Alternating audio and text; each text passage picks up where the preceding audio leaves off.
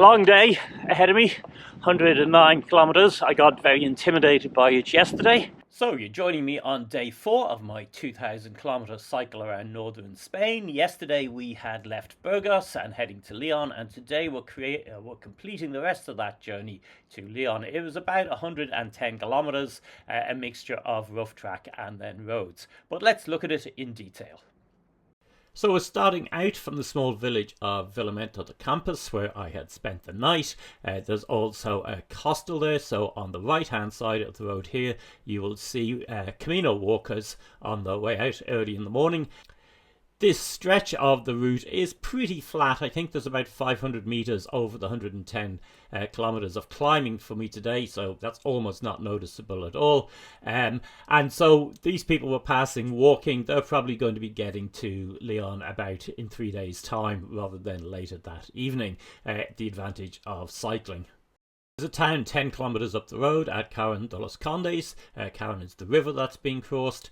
This is quite substantial for the towns on the route between Burgos and Leon. I think there's a couple of quite big hostels in it, and I presume there must be places to eat as well. But certainly once we come out of this town and we're back on the Camino route proper, you'll see there's a lot of walkers. One disadvantage of my journey rather than the destination method of cycle traveling is that I seldom really get to stop and actually have a look around these places. Sometime I'm going to have to do a trip where instead of doing 100k a day I'm doing 40 or something. That would give me a chance. So this is crossing the river, then coming out of the town, and then there's a monastery or similar building here on the left. I mean, the Camino route in general certainly seems to have a very large number of churches and monasteries on it. I have no idea though if that's actually typical of elsewhere in Spain. I would presume because of the importance of the route as an old pilgrimage route, it's probably the case that there's a much higher concentration. The video clip of me setting out that morning at the start of this mentions me feeling apprehensive, so this is part of the reason for my apprehension. I had 109 kilometers to do. A lot of yesterday's cycling had been on quite rough tracks, and the map hadn't always accurately indicated surfaced roads from tracks, so I didn't really know how much of this sort of cycling I was going to have to do. This part actually isn't too bad. You could probably do about 15 kilometers an hour on it on a relatively normal bike, i.e. not a gravel bike, but yesterday I'd had sections that I was right down to 10 kilometers an hour.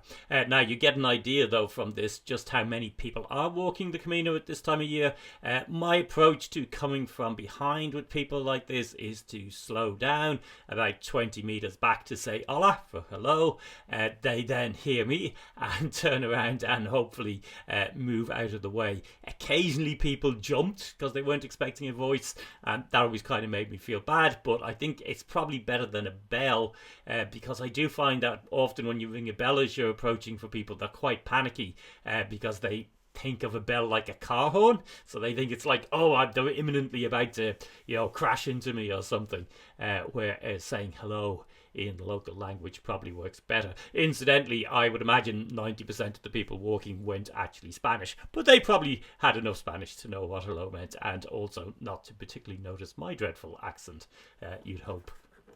A lot of people walking the Camino just walk basically from early in the morning to mid-afternoon.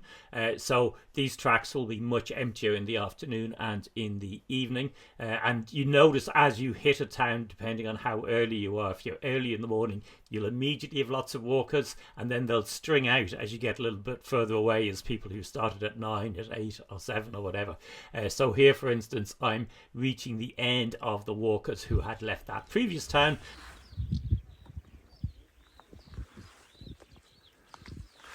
But then in arriving at a new town, there's going to be a new hostel there, new cafes, and so new walkers heading out of the town.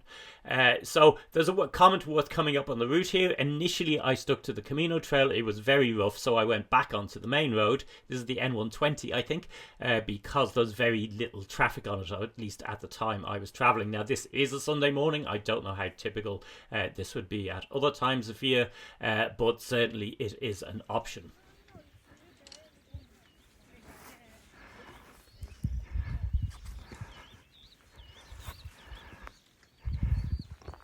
That little picnic spot was incidentally, I think, the high point of the day, i.e. the highest point I ascended to.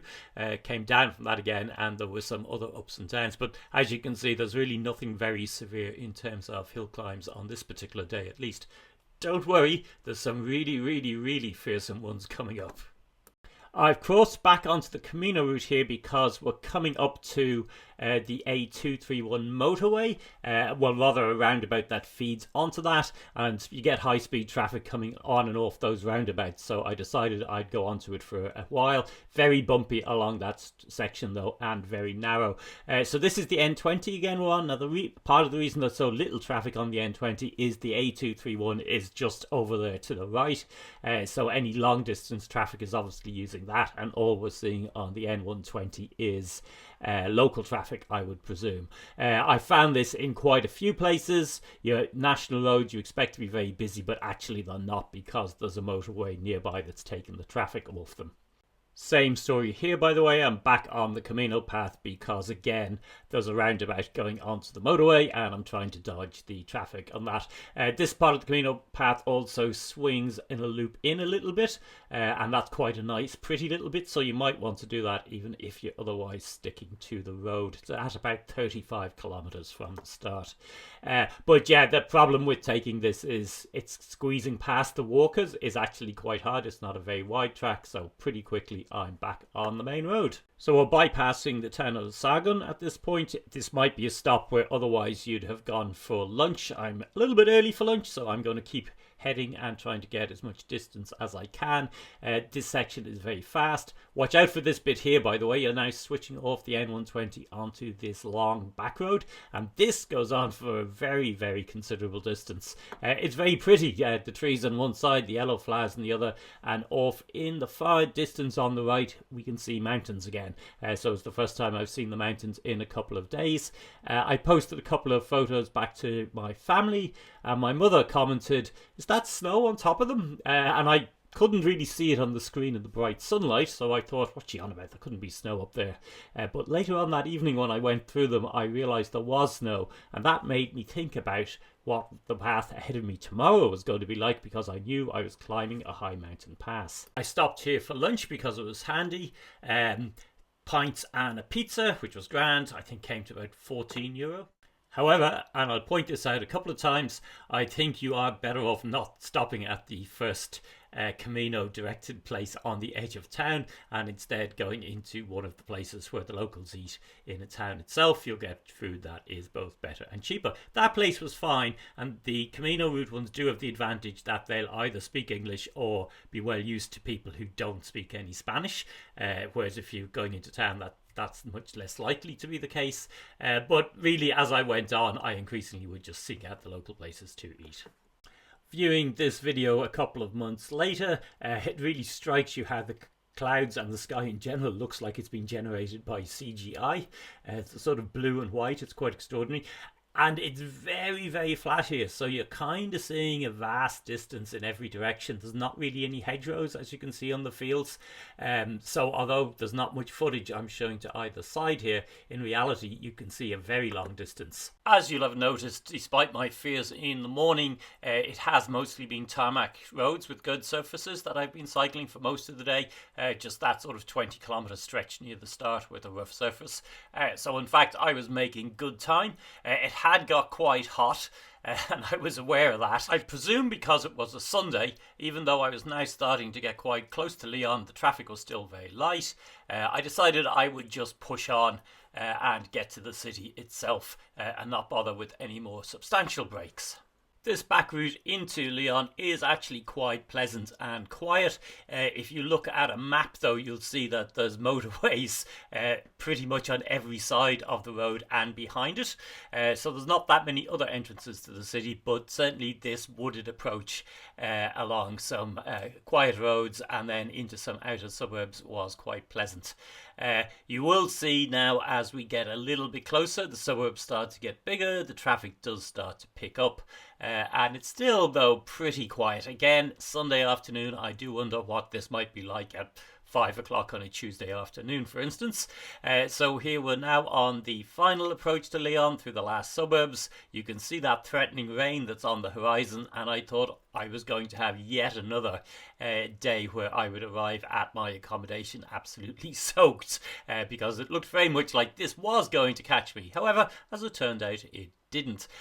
Some of these stretches have cycle tracks. I have the impression that they're putting in more infrastructure at the moment, so it could be that if you're doing this route, this is done in May 2004. If you're in 2005, 2006, it could well be further improved. But yeah, as I said, Sunday afternoon didn't really feel threatened by this level of traffic at all. And then the final approach into Lyon, underneath the motorway, and into a back road where the traffic did start to pick up, particularly once you get towards the old centre over the bridge. If I'm feeling nervous about traffic, I often push the bike. I was staying close to the centre of Lyon. I locked my bike up on the street initially, but it turned out my accommodation did have a room that bikes can be locked in. 38.25, so certainly very good value. Got myself a very substantial evening steak. So that was day 4. Do give it a thumbs up if you found the video useful. There are plenty more to come, so give the channel a follow and check out my Instagram, also eBike Touring Life, for photos from the road. Finally, the route map is in the description of the video, and if you leave a comment or question, I'll see that and respond.